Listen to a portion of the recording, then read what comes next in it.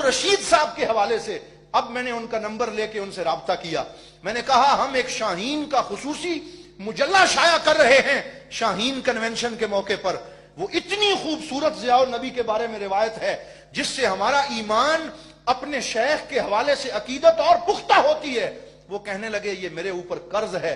پہلے میں نے مختصر لکھا ہے, اب میں پورا مضمون لکھ کے بھیجوں گا. انشاءاللہ آپ جب اس کو پڑھیں گے آپ کا ایمان تازہ ہو جائے گا. جس میں حضور ضیاء الامت نے عبدالرشید صاحب کو خواب میں آ کے فرمایا, جو پہلے قادیانی تھے اور انہوں نے ضیاء النبی نہیں پڑھی ہوئی تھی.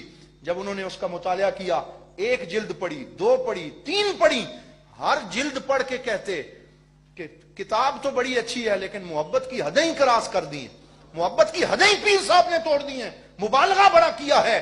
جب ضیاء النبی کی 5ویں جلد پڑھ چکے جس کی بات ہو رہی ہے, تو انہوں نے علامہ ساجد صاحب کو فون کر کے کہا جلدی میرے گھر آؤ. جب گئے تو وہ رو رہے تھے.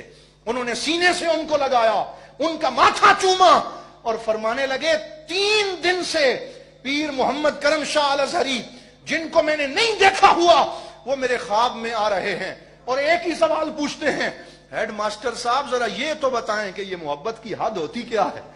مجھے نہیں پتا, یہ بتائیں محبت کی حد کیا ہوتی ہے. اور ساتھ ہی خود فرمایا, ہیڈ ماسٹر صاحب جب کسی دنیا والے سے پیار کیا جائے تو حد میں رہ کے کیا جاتا ہے, جب مدینے والے سے کیا جائے تو بے حد پیار کیا جاتا ہے, وہاں حدوں کو نہیں دیکھا جاتا. اور پھر آگے جو بات انہوں نے بیان کی, میں یہ چاہتا ہوں کہ آج میں وہ بات بھی بیان کروں. فرمانے لگے پھر مجھے حضور ضیاء الامت سے محبت ہو گئی, ان سے عقیدت ہو گئی, ان سے پیار ہو گیا, اور میں حضرت ضیاء الامت کی کتابیں پڑھتا رہا.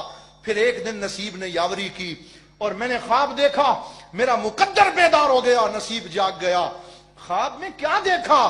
میں نے دیکھا اعلان ہوا ہے کہ آج ہماری مسجد میں مدینے کے تاجدار آ رہے ہیں, آج حضور تشریف لا رہے ہیں. میں دوڑا گیا, میں نے کہا آج میں اپنے نبی کی زیارت کروں گا. یہ میں نہیں کہہ رہا, وہ بندہ آن دا ریکارڈ موجود ہے.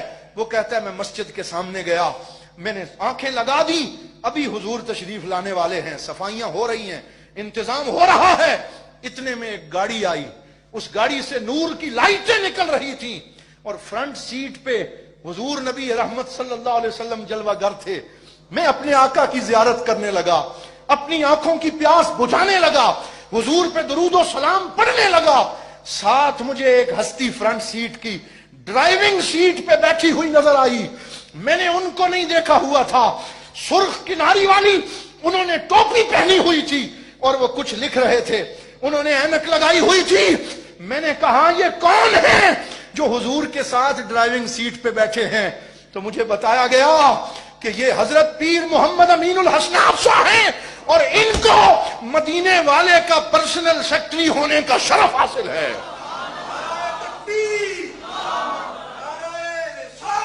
یا رسول اللہ. حضرات محترم, یہ باتیں یہ کسی ناول کی سٹوری نہیں ہے, یہ اخبار جہاں کی سرخی نہیں ہے.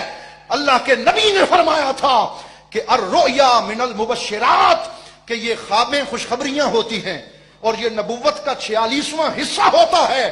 اللہ خوابوں کے ذریعے لوگوں کے ایمان کو مضبوط کرتا ہے. اس دور میں وہ لوگ جو ہمارے حضور غریب نواز کے بارے میں یاوہ گوئیاں کرتے ہیں, غلط گفتگو کرتے ہیں, شکوک و شبہات پھیلاتے ہیں اور حضور غریب نواز کے بارے میں ظن و تخمین لگاتے ہوئے حضور کے اخلاق کریمانہ کو بھی بھول جاتے ہیں اور انہیں اخلاق یاد نہیں رہتا اور وہ غلط گفتگو کو خدمت دین سمجھتے ہیں. ایسے عقل کے اندھوں کو یہ سمجھانے کے لیے اللہ ایسے لوگوں کو یہ خواب دکھا رہا ہے جو دارالعلوم کے شاگرد نہیں ہیں, جو حضرت ضیاء الامت کے مرید نہیں ہیں. وہ کوہاٹ کے دیہات میں رہنے والا ایک بندہ جو پہلے قادیانی تھا, پھر اس نے کلمہ پڑھا. اللہ کے نبی ان کو خواب میں آ کے بتا رہے ہیں, دنیا والوں کو بتا دو یہ پیر امین الحسناب شاہ, ان کے بارے میں بات کرتے ہوئے سوچنا یہ وہ ہیں جن کو بارگاہ رسالت مآب میں قبولیت نصیب ہے, ان کو حضور کی بارگاہ میں محبتیں نصیب ہیں.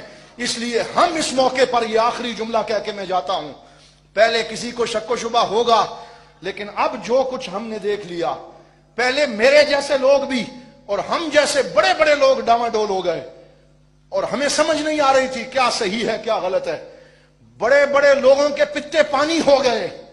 اور جب یہ سارا معاملہ چل رہا تھا ہمارے اپنے لوگ بھی جذبات میں بہ گئے. پتہ نہیں سچ کیا ہے حقیقت کیا ہے. لیکن اب جب نظروں کے سامنے ہر چیز کھل رہی ہے, آئے دن لوگوں کے روزے ٹوٹ رہے ہیں, اور کوئی کہتا نہیں ابھی میرا نہیں ٹوٹا, ٹوٹے گا.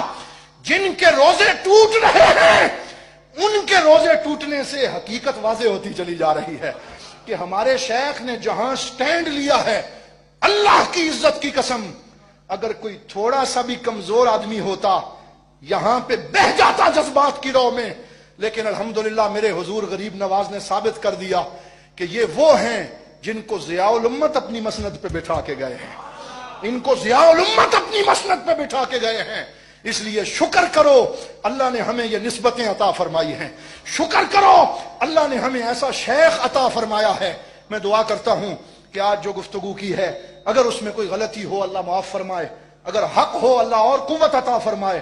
وآخر دعوانا ان الحمدللہ رب العالمین.